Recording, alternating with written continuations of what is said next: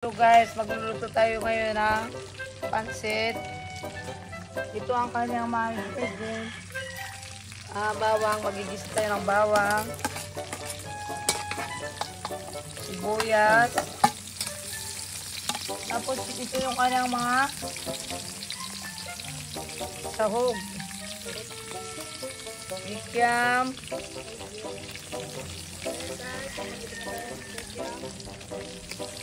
Carrots, repolyo,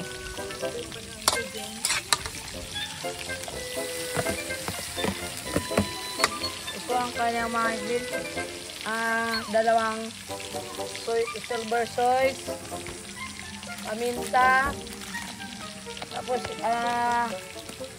magic sarap, paminta, asin.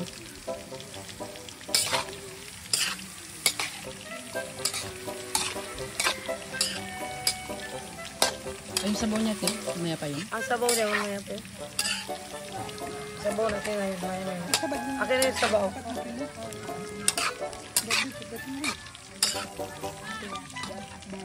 Hindi na ba ito?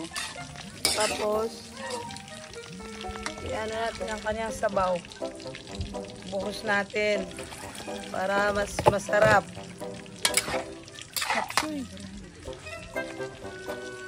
Pakuliin muna natin ito na ilang minuto.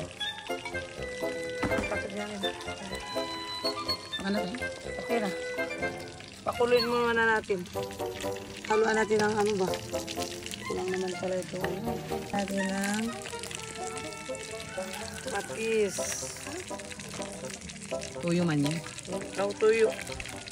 Tuyo. Tapos,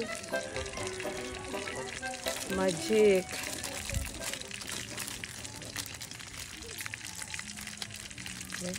Okay, bukas na ito. Ewan ko chili. Bukas. Chili. Chili. Ang paminta mo isa lang ito. Error. Kaya na parang kayo. Kaya kasi yung natin. Gamitin. Makan. Ito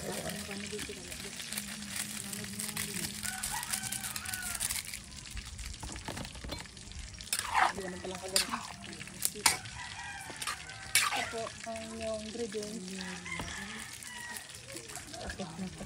Pakukuloyin muna natin yan. Nalagay natin ang pansit.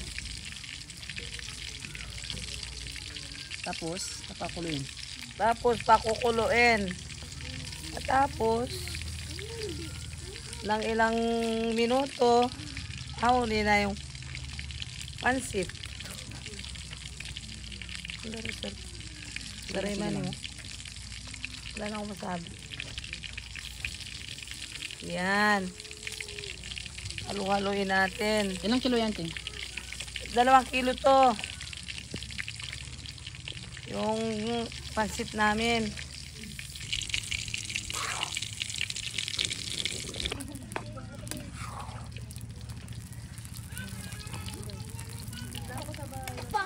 Kasi ito na yung nilutong pansit ni Ate Chris. Titikman natin kung masarap ang kanyang pansit ang niluto.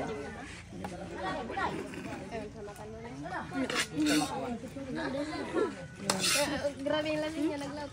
Ayan. Ito na siya, guys. Ciao. Legendary. Tapos ako ulitin. Sarap. Sarap siya, masarap. Sabi ako ha. May kaso lang ano. Ano, ano naman kita? Ang Sarap, sarap. guys. Gusto niyo? Order lang ang sana. Sa lahat naman ko doon ng pansit, kontakin lang si Ate Chris sa Tara. Sarap ang